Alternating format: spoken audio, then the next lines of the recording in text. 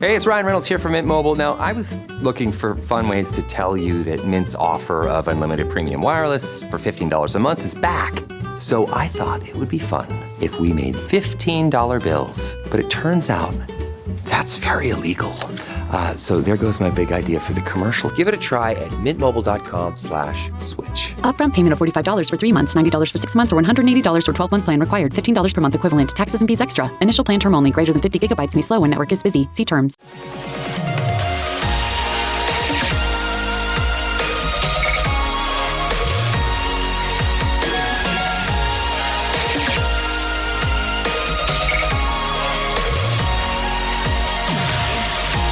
And away we go, episode 1372 of the Al Galdi podcast. It is Thursday, July 23rd, 2026. We are a day away from rookies reporting for 2026 Washington Commanders training camp. That day is this Friday, July 24th. We are 11 days away from the 2026 MLB trade deadline, which is on Monday, August 3rd at 6 p.m. Eastern. What will the Washington Nationals and Baltimore Orioles do regarding that deadline? And we are 14 days away from the Washington Wizards' Anthony Davis becoming contract extension eligible. That day is Thursday, August 6th. We are 2 weeks away from Anthony Davis becoming contract extension eligible. We had this from NBA insider Michael Scotto of Hoops Hype in a piece that came out on Wednesday morning. Quote, well, re-signing star guard Trae Young was the biggest splash for the Washington Wizards this offseason. Several items remain on their checklist, with fellow star Anthony Davis extension eligible August 6th. The Wizards plan to have extension talks with the 33-year-old 10-time All-Star forward, league sources told Hoops Hype. The Golden State Warriors have expressed trade interest in Davis, yet Washington has rebuffed such inquiries to this point, putting a major wrench in Golden State's dream scenario of pairing Davis with free agent target LeBron James in the Bay Area. Elsewhere, the Wizards will look to add a backup point guard behind Young to round out their roster, Hoops Hype has learned, end quote. As I have said, I, as a Wizards fan, want no part of the team signing Anthony Davis to a max contract extension or some monster contract extension. Anthony Davis is oft injured. He's entering his age 33 season. He is a diminished asset. That's why the Wizards acquired him on the cheap when they traded for him this past February 5th, what was 2026 NBA trade deadline day. What exactly is the argument for the Wizards signing Anthony Davis to a max contract extension or some monster contract extension? I have yet to hear or read a single compelling argument for the Wizards doing this. Hopefully our team does not do this. I do wonder if this stuff about the Wizards having extension talks with Davis is just the Wizards' way of placating Davis and massaging his ego and keeping him happy, but that they actually have no intention of signing him to a contract extension. ESPN's NBA Today on Wednesday afternoon had a good bit on the notion of the Wizards trading Anthony Davis to the Warriors, especially as we await on what unrestricted free agent LeBron James will do. Here were ESPN NBA analyst Chiney Ogwumike, ESPN Golden State Warriors insider Anthony Slater, host MJ Acosta-Ruiz, and ESPN NBA analyst Kendrick Perkins. And the Golden State Warriors, they weren't just shooting their shot at LeBron James. I think that was a great question, Perk, but they also were in some ways trying to get Anthony Davis as well. What is the status on that? Because it seems like we were like, oh, this could be amazing, the Avengers assembling, and it seems more less likely as the days go on. Two problems. Number one, the Warriors have not been given any type of commitment from LeBron, like, hey, if you trade for Anthony Davis, I'm 100% coming your way. That's number one. And two, which is the bigger issue, the Washington Wizards don't want to trade Anthony Davis. They're not sitting there going, give us your best offer. And as we talked about earlier, the Warriors have a bunch of draft picks and have financial flexibility. Anthony Davis costs probably a big extension when he walks in the door. And if you're the Wizards... Oh, speaking of which... Yeah, if you're the Wizards and you have this type of leverage, you could say, give us every single draft pick. And the Warriors have been hesitant to do anything like that. So from my reporting and understanding, they're not anywhere close or have really engaged Washington much on it, and I don't expect it to happen. Perk, what say you on the AD of it all? Look, I'm ready. If I'm AD, I'm listening to everything and all the disrespect. I'm listening to, a team like the Warriors who, could use an Anthony Davis and say that they're not willing to leverage their future or leverage a lot of their stuff to get AD. AD, if you're watching this, I believe that you're still one of the best players in the NBA. You're still, when healthy, an all NBA, all defensive caliber player. Yep. I believe that when it's all said and done at the end of the season, Anthony Davis, we're going to mention his name in the MVP conversation. Me looking at Anthony Davis and the videos of him working out, he looks phenomenal. I think he's engaged right now, and I think he wants to show the world. We heard him say he wants to play 82 games. Think about this. Anthony Davis, it shouldn't, like, the caliber player that he is, he's going to go down as a in the Hall of Fame.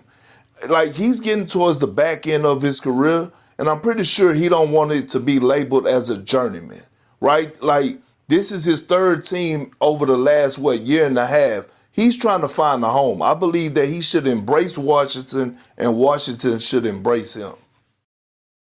All right, how about that? Kendrick Perkins, the man known as Perk, a big-time endorsement of Anthony Davis. Hey, I'm fine with the Wizards embracing Anthony Davis.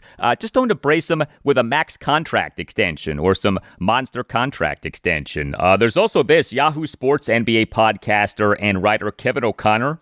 He on Wednesday evening in a post on X promoting a piece reported that, quote, sources believe LeBron James is slow playing his decision to see if any of his suitors can find a way to land Anthony Davis or Kyrie Irving. The problem is that AD and Kyrie don't seem available for trade, end quote. But how about that? The Wizards may be holding up the LeBron sweepstakes. Hello and welcome to this Thursday installment of the Al Galdi podcast. Next segment, a notable guest, Steven Patton, data scientist for StatRankings.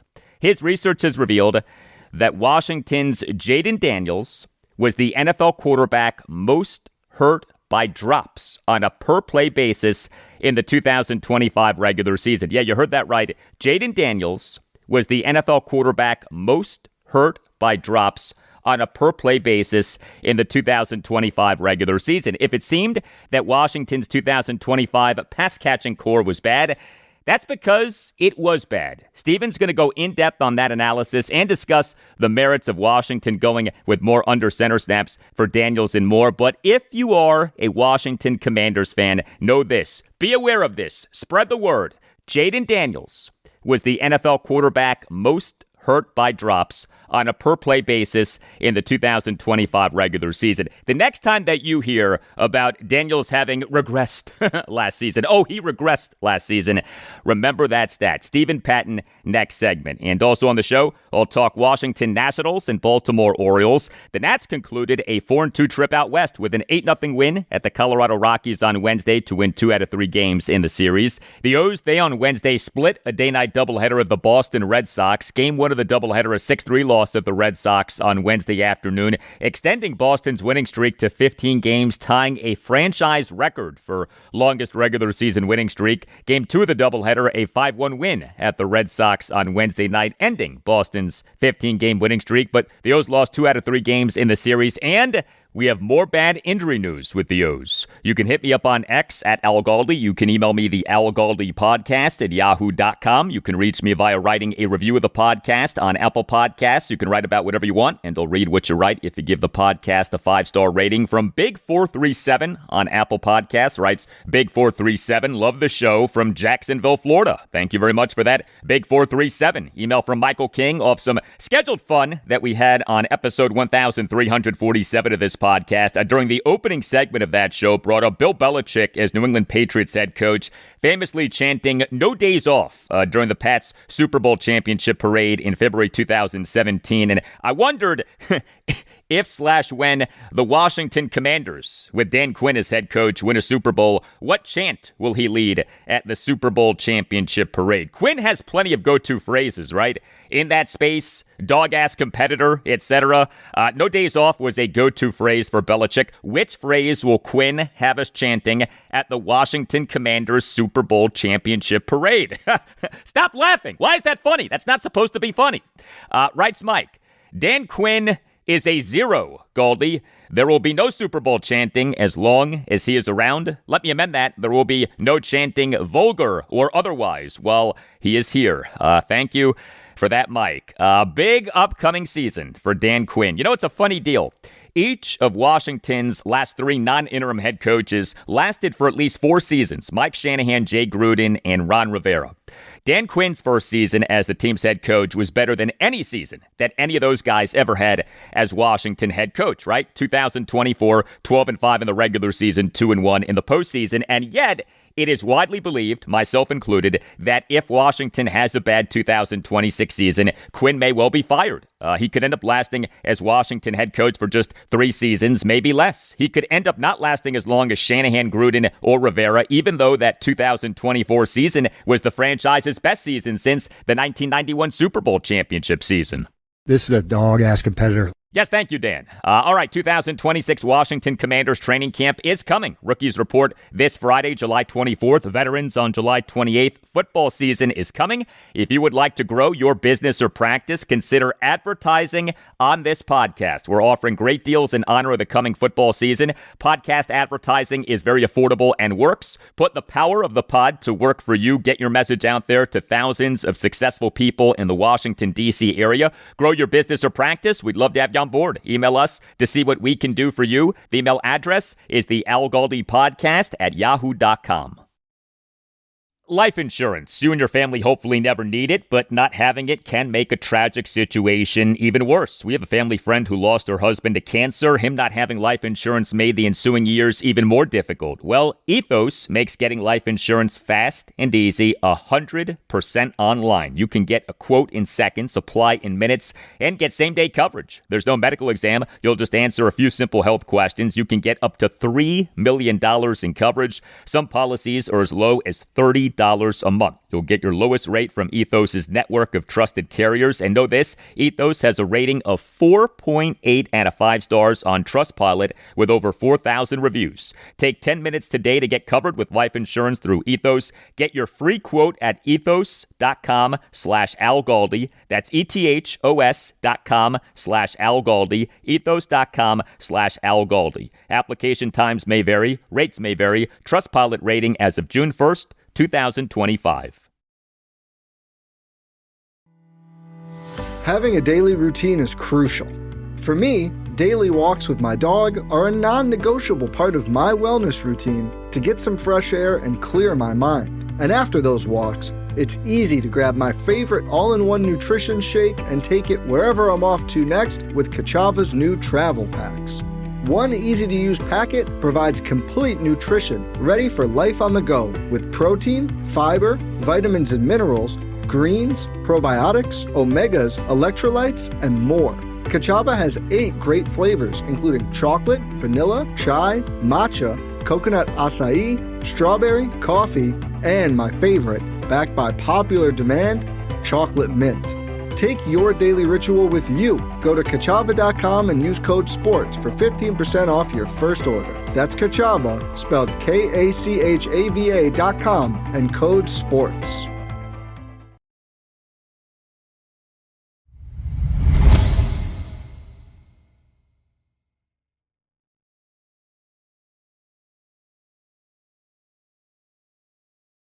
We on the podcast are major proponents of stats, especially advanced stats, but I on the podcast have spent very little time discussing the stats of Washington Commanders quarterback Jayden Daniels from last season because I just don't think that they mean that much given the circumstances, right? He last regular season played in just 7 of Washington's 17 games due to getting injured 4 times. The team's number 1 receiver, Terry McLaurin, he last regular season played in just 10 of Washington's 17 games due to a twice injured quadriceps. One of the great stats of Washington's 2025 regular season, and by great I mean telling, is that Daniels and McLaurin did not play a single full game together after September 11th.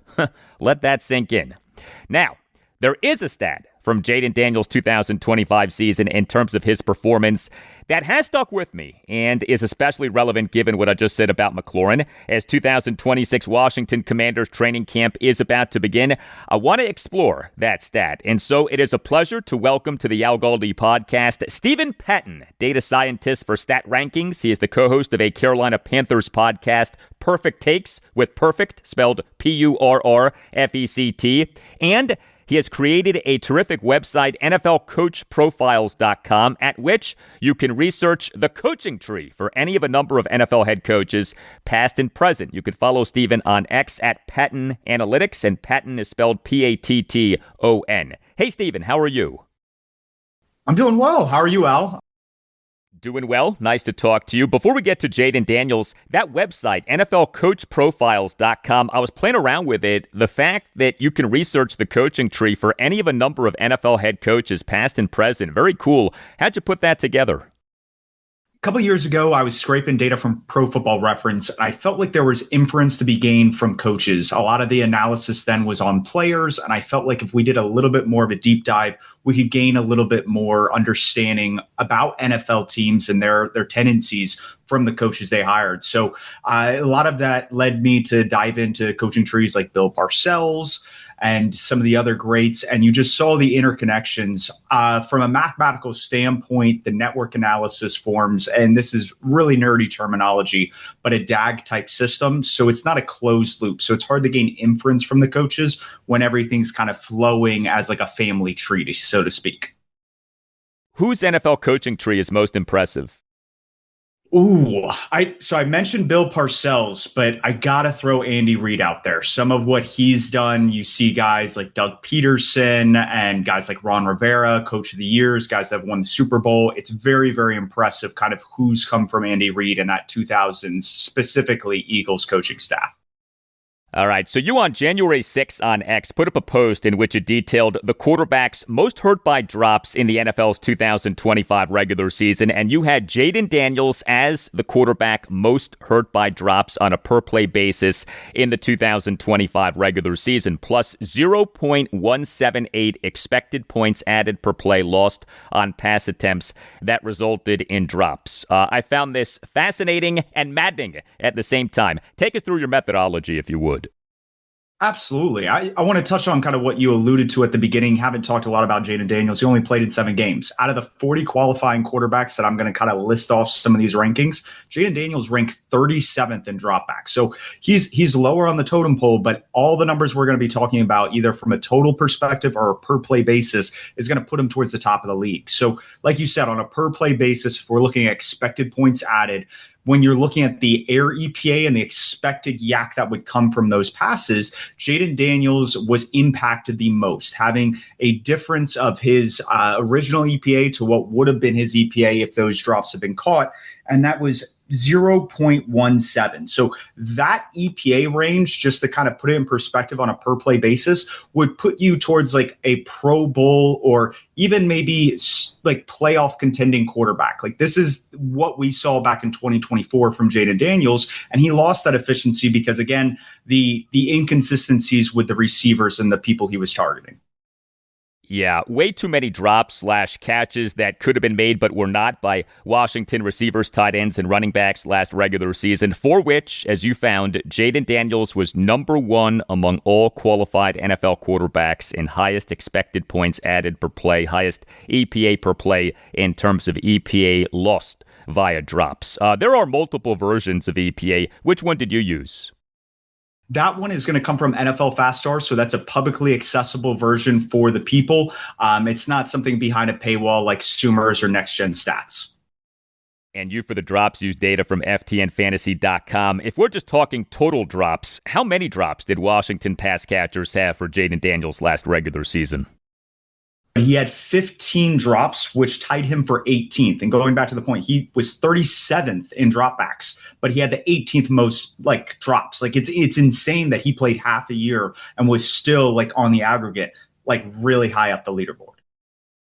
That really is something. 15 drops over 188 pass attempts. That works out to a drop rate of 7.98%. Ridiculous.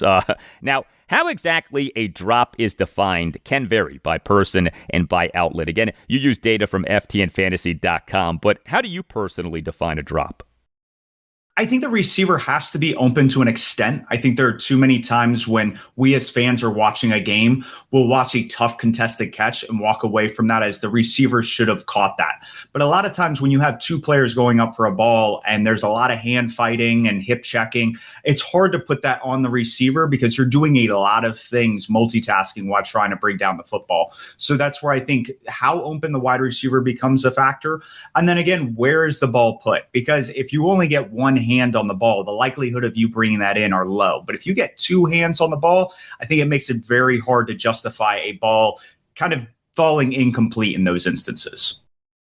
What you uncovered, that Jayden Daniels was the quarterback most hurt by drops on a per-play basis in the NFL's 2025 regular season. How should that factor into our analysis of his 2025 regular season, as limited as it was?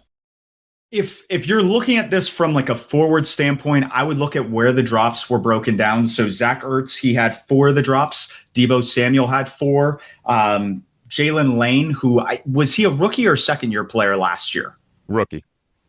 So he had 3 drops, and then Chris Moore, he had 2 drops last year. So a lot of these drops came from people that aren't technically on the roster anymore. Terry McLaurin has very consistent, very reliable hands, and you wonder if some of the other pass catchers are going to be more reliable than the ones Jayden Daniels was throwing to last year. The extent to which an NFL quarterback deals with drops in a given season, is that something that fluctuates from season to season?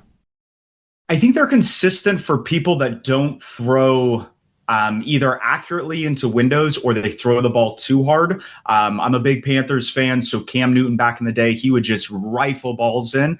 And it's a little bit harder for the receiver to catch some of those passes. I've never really gotten that from watching Jayden Daniels. So I think when you look at the year-to-year consistency, that will drop. He was one of 5 players with a drop percentage above 5%. He led the NFL with 8% of his passes being dropped, which is just absurd. The other passers up there, Trevor Lawrence, Patrick Mahomes, J.J. McCarthy, and Lamar Jackson.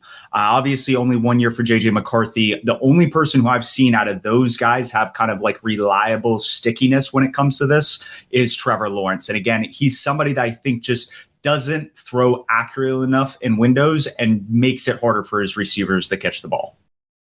We're talking Jayden Daniels with Steven Patton, data scientist for StatRankings. Washington's new offensive coordinator, David Blau, has made it no secret that the team is going with more under center snaps for Daniels. You on January 5th on X put up a post detailing various NFL quarterbacks' EPA per plays in the 2025 regular season on shotgun/pistol dropbacks versus on under center dropbacks. Generally speaking, is one better than the other for a quarterback in the current NFL shotgun/pistol versus under center?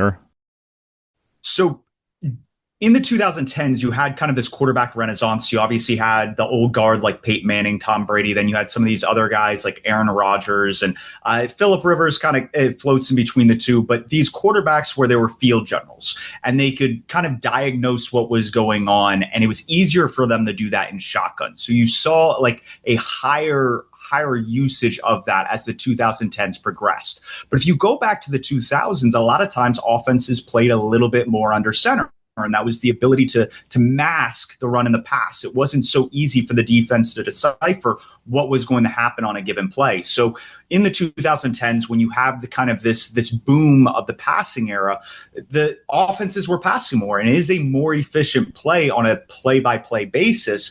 But when it came to the defense deciphering what's going to happen in terms of a run or a pass, when a offense is in shotgun or is in these pistol formations, they're expected to pass a little bit more. It kind of clues in the defense and gives them a hint to what's happening before the snap.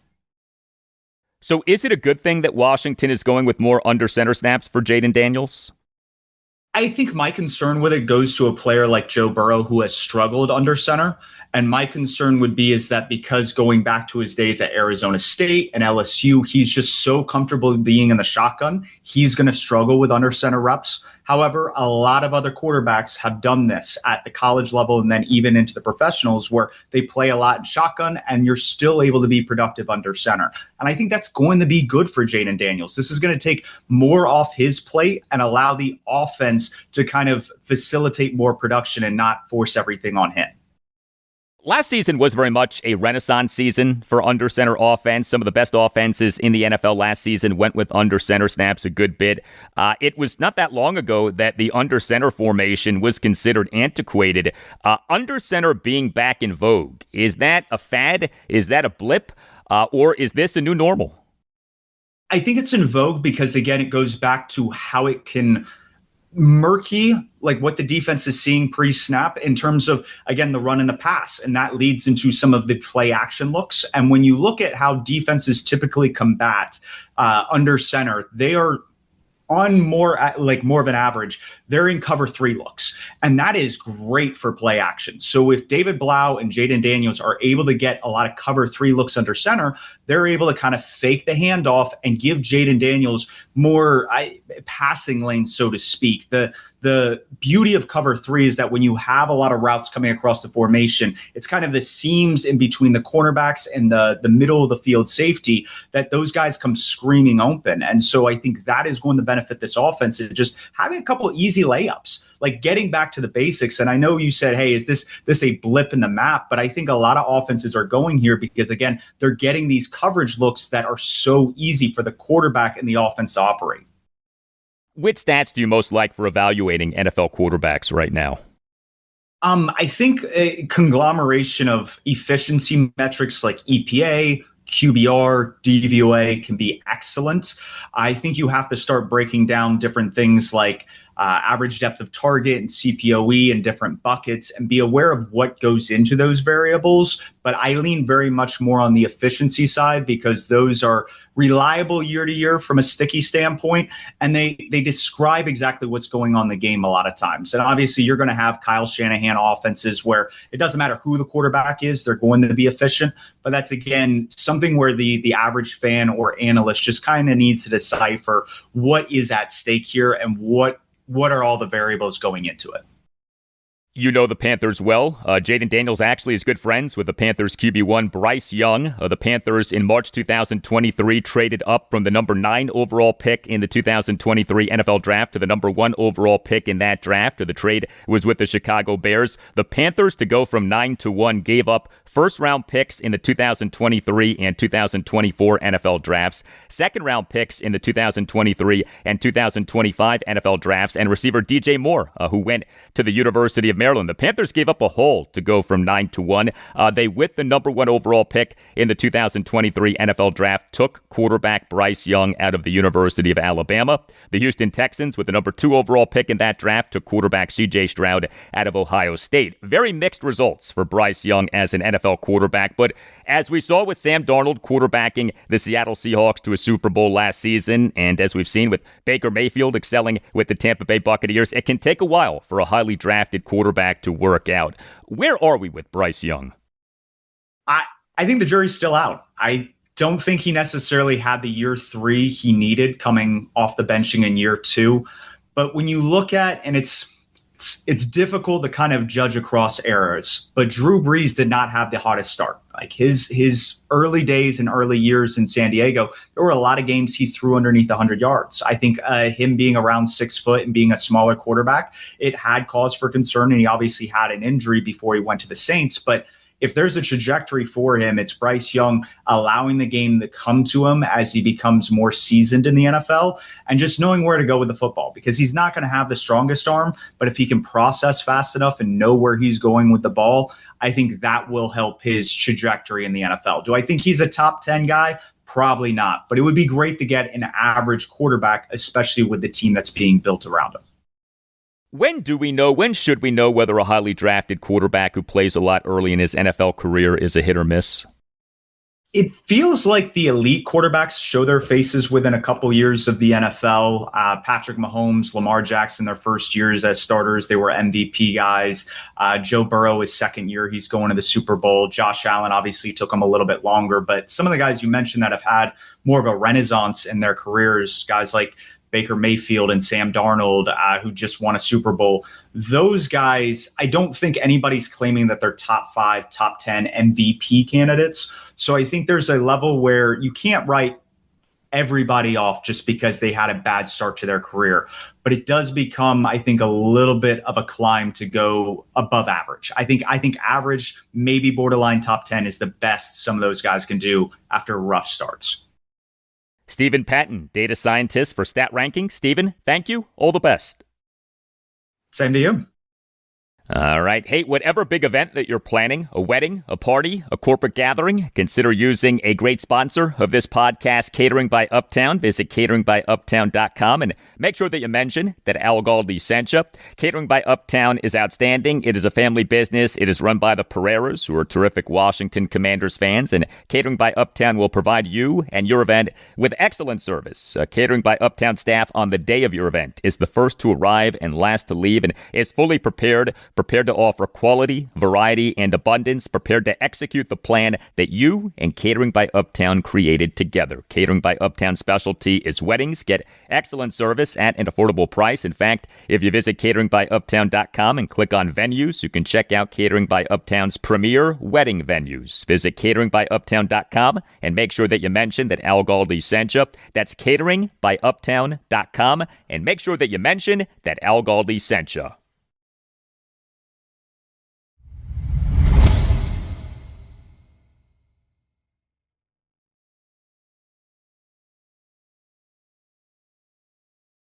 So the Washington Nationals on Thursday have an off day. Hopefully they are enjoying that off day because it is their last scheduled off day until Monday, August 10th. The Nats from Friday, July 24th through Sunday, August 9th have no scheduled off days, 17 games in 17 days. But the Nats went into this off day on Thursday off having completed a 4-2 trip out west to begin their post-All-Star break portion of the season. An 8-0 win at the Colorado Rockies on Wednesday to win 2 out of 3 games in the series. This off the Nats winning 2 out of 3 games at the Athletics at Sutter Health Park in West Sacramento, California this past weekend. The Nats in MLB's 2026 regular season now are back above 500, 52-51 with a run differential of plus 26. The Rockies in this regular season now are a National League worst 41-63 with a National League worst run differential of minus 101. The Nats on this road trip face 2 of the worst teams in MLB in the A's and Rockies, but the Nats on this road trip took care of business, went 4-2. The Nats over the 4 wins scored a whopping 43 runs. The Nats for this regular season remain number 1 in MLB in runs. That total now is at 567. More on the offense in a bit, but another good outing for Nats starting pitcher Cade Cavalli. He tossed 6 scoreless innings with 8 strikeouts versus 2 walks. He gave up just 4 hits, which were 2 doubles and 2 singles. He threw a good number of strikes, 90 pitches, 59 strikes, just 31 balls. His velocity was good. He per StatCast had an average 4-seam fastball velocity of 97.3 miles per hour. And how about this? Cade Cavalli became just the second Nats pitcher since the franchise moved to Washington, D.C. in the 2004-2005 offseason to toss at least 6 scoreless innings in a game at Coors Field, which is a notorious hitter's ballpark. Cavalli joined the immortal Tony Armas, who tossed 6 scoreless innings at Coors Field on August 13th, 2005. It had been nearly 21 years since what happened on Wednesday happened. A Nats pitcher tossing at least 6 scoreless innings in a game at Coors Field. Here was Nats manager Blake Butera during his post-game session with reporters on Wednesday on the Nats going 4-2 on the trip out west, and then you'll hear multiple follow-up exchanges regarding Cade Cavalli. Good. Yeah. I think anytime you go out west, obviously there's challenges with that. Happy with the way we played, happy with us leaving 4-2. I know Cade dealt with a lot of traffic, but his ability to get out of that with strikeouts, how does that differentiate him, and how significant is that to not have to necessarily go out of the bat? Yeah, he was great. To throw 6 innings here scoreless in this ballpark isn't easy, and navigated through a lot of traffic, like you mentioned. Just his stuff's so good, and he's able to, it seems like, take it to a next level or another level when guys do get in scoring position or there's runners threatening, and he made some big pitches for us. When you see him take it to another level in those scenarios, what are you seeing? Just it seems like the stuff increases, the execution is even better. He's able to locate. Obviously, pitching a day game like today was pretty hot out there, and also dealing with elevation, of course. And it can be tiring, it can be exhausting, but he was able to bear down when he needed to and make pitches. How impressive is that ability to execute big spots, specifically when you consider he has like 20 or 40 big league starts under his belt? Yeah, and it just feels like he keeps inching and inching upward and becoming better and better each time out. I know he's had a couple that he wishes he could have back, but overall it just seems like he's able to learn from each outing and continue to get better and grow each time out there, and it's been fun to watch. And we needed him today. We really did. This felt like a really important game for us. I'm sure they all are, hopefully down the stretch. But for whatever reason, this one felt like it was extremely important for us to come out with a win. And we leaned on him, and he answered for us. Yes, he did. Cade Cavalli continues to do well. He, for this regular season, now 22 games, all starts, ERA of 3.58, whip of 1.29, strikeouts per 9 innings of 10.33.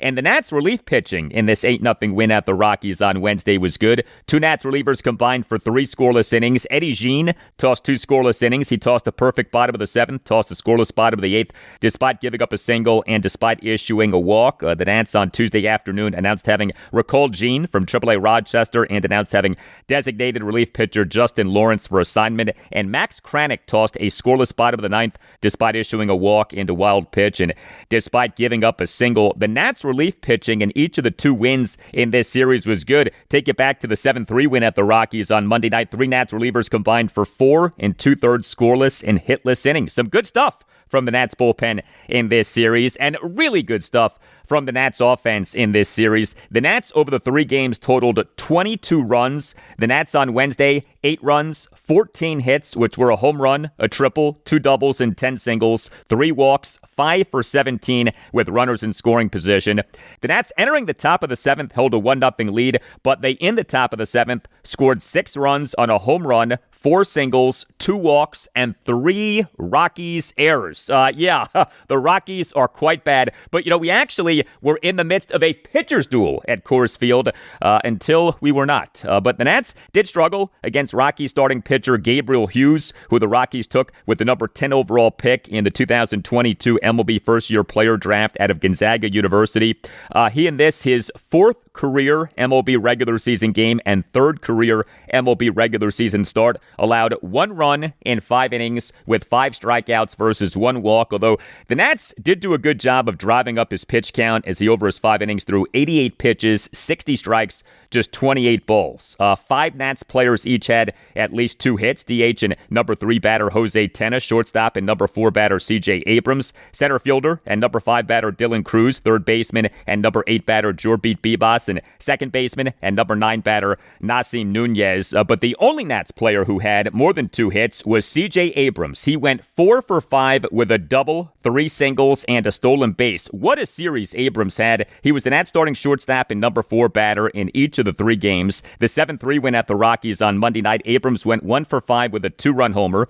The 8-7 loss at the Rockies on Tuesday night, Abrams went 2 for 3 with 2 2-run homers and a walk. And now this 8-0 win at the Rockies on Wednesday, Abrams went 4 for 5 with a double, 3 singles, and a stolen base. C.J. Abrams for this regular season now has an OPS of .903. The only Nats player who homered in this game was Luis Garcia Jr. He is the Nats starting first baseman and number 2 batter. Went 1 for 5 with a 2-run homer. Garcia in that Nats 6-run 7th had a 2-out, 2-run homer to right center field for a 5-0 Nats lead. The homer went a projected 421 feet per StatCast. Luis Garcia Jr. for this regular season now has 21 home runs and an OPS of .861. And off us discussing C.J. Abrams and Luis Garcia Jr. So the 2026 MLB trade deadline, which is on August 3rd at 6 p.m. Eastern. As we have been discussing, what will the Nats do? What should the Nats do? Will they be sellers? Will they be buyers? I came across some analysis from MLB insider Ken Rosenthal of The Athletic on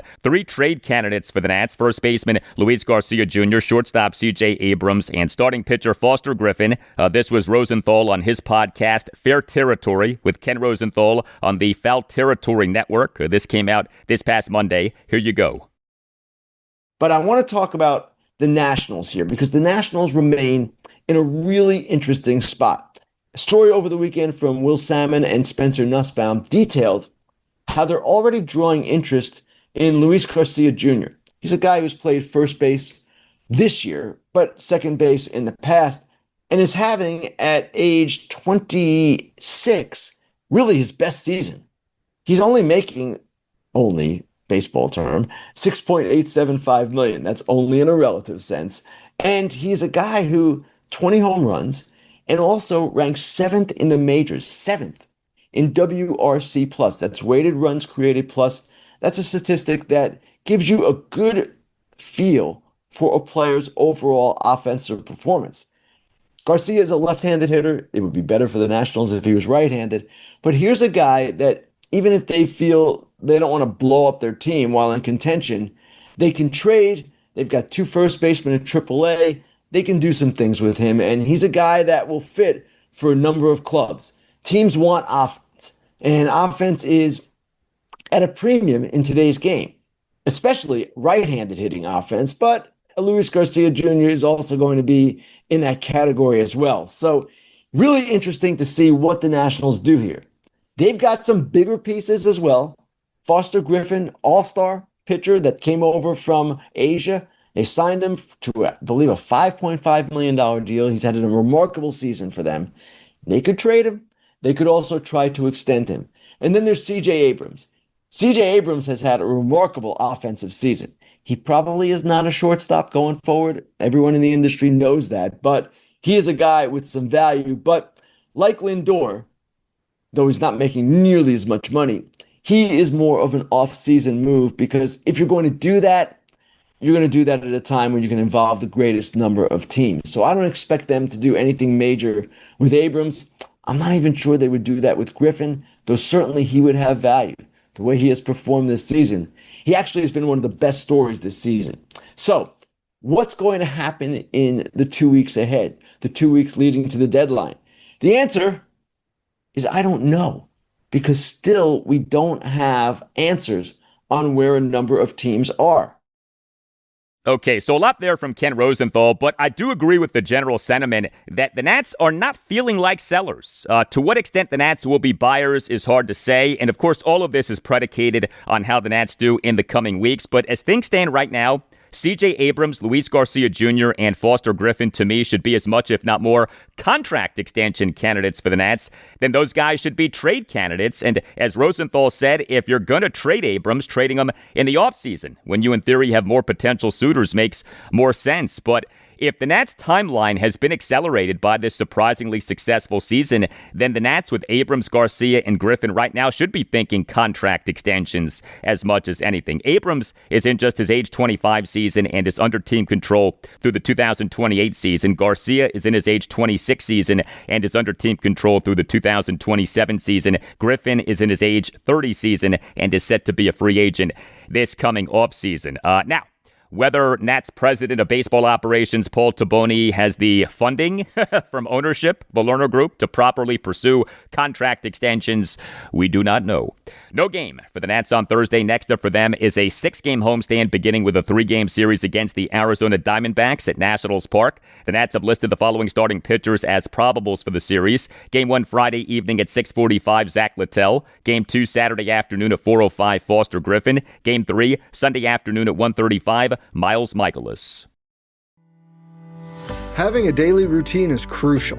For me, daily walks with my dog are a non-negotiable part of my wellness routine to get some fresh air and clear my mind. And after those walks, it's easy to grab my favorite all-in-one nutrition shake and take it wherever I'm off to next with Kachava's new travel packs.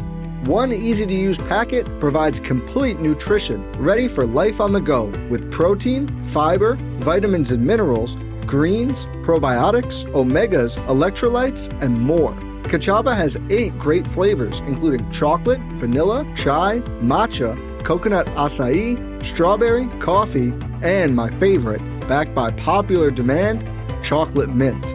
Take your daily ritual with you. Go to Kachava.com and use code SPORTS for 15% off your first order. That's Kachava, spelled Kachava.com, and code SPORTS.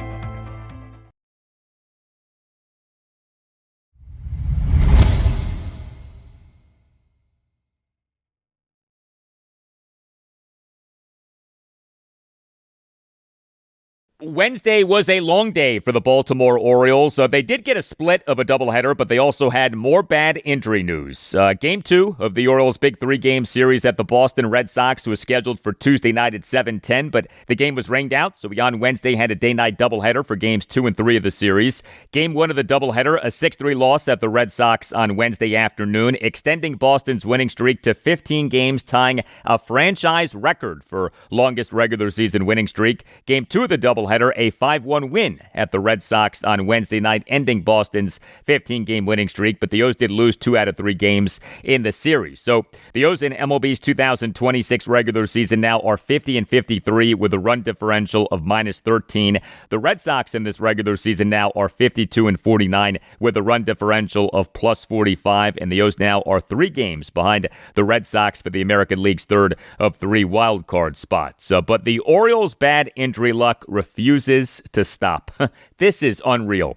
But the O's on Wednesday afternoon announced having placed catcher Samuel Basallo on the 10-day injured list retroactive to July 20th due to right shoulder inflammation. This off the O's this past Monday afternoon, having announced having placed catcher Adley Rutschman on the 10-day injured list retroactive to July 19th due to left wrist inflammation. And that was off the O's last Thursday night, July 16th, having announced having placed infielder/outfielder Blaze Alexander on the 10-day injured list retroactive to July 13th due to a left hand fracture. But yeah, each member of the Orioles' dynamic catching duo, Adley Rutschman and Samuel Basallo, now is on the 10-day injured list. The Orioles' 2 catchers at the major league level right now are Sam Huff and Chadwick Trump. The O's have gone from Rutschman and Basallo to Huff and Trump. All due respect to Huff and Trump. During Orioles manager Craig Albernaz's post-game session with reporters on Wednesday afternoon, had these exchanges. Before, when we talked to you before the game, you sounded hopeful that Basallo was trending in the right direction. What happened to send it the other way? Yeah, the cage session didn't really go as planned. It wasn't like he was hurting, but doing what's right for him and best for him, and trying to prolong this. And next thing you know, it's going to be a little longer than anticipated. So, with us, we get to retroactive date the IL, so it kind of gets him to kind of reset and just focus on getting his shoulder healthy as opposed to getting healthy and also try to every day to get ready to play. How confident are you in Sam Huff and Chadwick Trump's ability to hold down the catcher position with both Rutschman and Basallo in the IL? Yeah, I mean, with Rutsch and Basallo, pretty confident saying it's the best catching tandem in the big leagues, and it's tough to replace, but with Huffy and Trumpy, they do a great job of defense behind the plate, navigating our pitchers, calling a great game. So it's going to be it's a lot of slack to pick up, but Trumpy and Huffy, they have the pedigree to do it. Let's hope, but the Orioles' bad injury luck continues. The O's are getting ravaged by injury for a 3rd consecutive season. They now have the following players on injured list: catchers Adley Rutschman and Samuel Basallo, infielder/outfielder Blaze Alexander, third baseman/second baseman Jordan Westberg, first baseman Ryan Mountcastle, starting pitchers Chris Bassett and Zach Eflin, and relief pitchers Felix Bautista, Ryan Helsley, Keegan Aiken, and Colin Selby. Westberg, Eflin, and Aiken are done for the season, each due to elbow surgery of some kind. The Orioles' offense in this doubleheader split at the Red Sox on Wednesday was pretty good. Now, the O's in their 6-3 loss at the Red Sox on Wednesday afternoon in Game 1 of the doubleheader totaled 11 hits but scored just 3 runs. So the O's went just 2 for 11 with runners in scoring position, drew just 1 walk, but the 11 hits were comprised of a home run, 3 doubles, and 7 singles. Christian Encarnacion Strand, CES. He homered for a 2nd consecutive game. He is the Orioles starting third baseman and number 7 batter, went 3 for 4 with a solo homer, an RBI single, and another single. Pete Alonso, he is the Orioles starting first baseman and number 2 batter, went 2 for 5 with a double and a single. Boston starting pitcher was Jake Bennett. He allowed 3 runs in 5 2/3 innings, but he is having a terrific season. Jake Bennett for this regular season has an ERA of 2.58 over 10 games, all starts. And I bring him up because the Red Sox got Jake Bennett via trade with the Washington Nationals. The Nats, this past December 15th, traded Bennett to the Red Sox for starting pitching prospect Luis Perales. And now, Perales is doing pretty well for AAA Rochester, but you do have to wonder if Nats president of baseball operations, Paul Taboni, would like a do-over on that trade. The Nats took Bennett in the second round of the 2022 MLB first-year player draft out of the University of Oklahoma. And the 5-1 win at the Red Sox on Wednesday night in Game 2 of the doubleheader. The O's were good offensively. 5 runs, 9 hits, which were a triple, 2 doubles and 6 singles, 4 walks, and the run total could have been even higher as the O's went just 1 for 9 with runners in scoring position. The O's in the top of the first scored 4 runs on 2 doubles, a single, a walk, and a wild pitch, and the O's drew another walk in that inning. Boston starting pitcher Eduardo Rivera allowed 4 runs in 2/3 of an inning and not even lasting for 1 inning. The O's in this game got contributions from a variety of guys. Gunnar Henderson as the Orioles starting shortstop and number 3 batter went 1 for 3 with a triple, a walk, and a hit by pitch. Pete Alonso as the Orioles starting first baseman and number 2 batter went 1 for 5 with a double. Dylan Beavers as the Orioles starting center fielder and number 6 batter went 2 for 4 with a 2-run single and another single. Jonathan Rodriguez as the Orioles starting DH and number 7 batter went 2 for 4 with an RBI double and a single. The O's on Wednesday afternoon announced having recalled Rodriguez from AAA Norfolk. The Orioles starting pitching in this doubleheader split at the Red Sox on Wednesday. Bad in Game 1, good in Game 2. The 6-3 loss at the Red Sox on Wednesday afternoon in Game 1 of the doubleheader. Dean Kramer had a bad outing. Despite some very good peripherals, he allowed 6 runs in 6 innings. Despite having 5 strikeouts versus 1 walk, and despite over 87 pitches, throwing 62 strikes versus just 25 balls. Those are some of the best peripherals that you'll ever see for a pitcher in allowing 6 runs in 6 innings. But he gave up 8 hits, which were a home run, a triple, a double, and 5 singles. Kramer in the bottom of the first allowed 4 runs on a triple and 4 singles. Here was Craig Albernaz during his postgame session with reporters on Wednesday afternoon on Dean Kramer, and then you'll hear a follow-up exchange. Grinding performance by Dean. They did a great job of having some really tough at-bats against them, being able to move the ball forward and, fight out some tough pitches and get some hits. And then the pitches that were out over the plate, they did damage on. But Dean grinded through and gave us 6. Red Sox were kind of singling him to death early in that first inning. Did you like the command in the spots that he was hitting? Yeah, he made some good pitches. I mean, a couple counts he was behind, but they're a disciplined approach team, and yeah, they do a good job. They did a good job of creating contact, getting their singles, and then, like I said, when the ball was out over the plate, we got a good swing on to do some damage. All right, Dean Kramer at the major league level in this regular season, 6 games, all starts, ERA of 5.06, whip of 1.19, a very high ERA with a low whip, a rare combo, but we have that because of the home run. Dean Kramer, over just 32 innings, has allowed 10 home runs. For comparison's sake, Orioles starting pitcher Trevor Rogers, he over 96 and 2/3 innings has allowed 10 home runs. And the 5-1 win at the Red Sox on Wednesday night in Game 2 of the doubleheader, Kyle Bradish was good for the 10th time in 13 outings. He allowed 1 run in 6 innings with 4 strikeouts versus 1 walk, gave up just 4 hits, which were a double and 3 singles. He issued a hit by pitch. He threw a good number of strikes, 89 pitches, 58 strikes, just 31 balls. So the O's so needed this game, got the win. Bradish led the way. Nice work by him in this, his first outing since the big news this past Saturday afternoon. The O's this past Saturday afternoon announcing that Bradish had agreed on a 5-year contract extension for the 2027 through 2031 seasons. A 5-year contract extension reportedly worth $90 million, most money in a contract given by the team to a pitcher in franchise history. Kyle Bradish now for this regular season, 20 games, all starts, ERA of 3.49, whip of 1.32.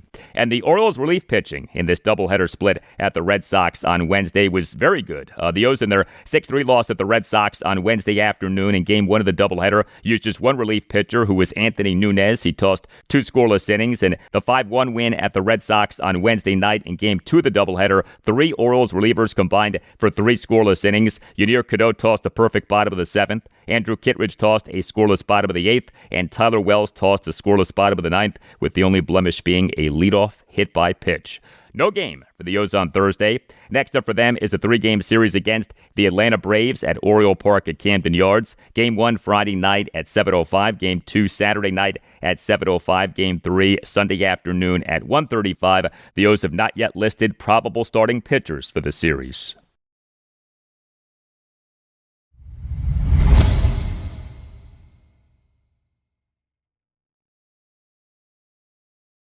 And that'll do it for you and me for now, but there's more to come. Friday's show, episode 1373, will have much more on the Washington Commanders. In-depth conversation with Washington Commanders analyst Mark Bullock of Bullock's Film Room on Substack, as we'll preview 2026 Washington Commanders training camp, for which rookies report on Friday. Have a great rest of your Thursday, and I'll talk to you on Friday. This is a dog-ass competitor.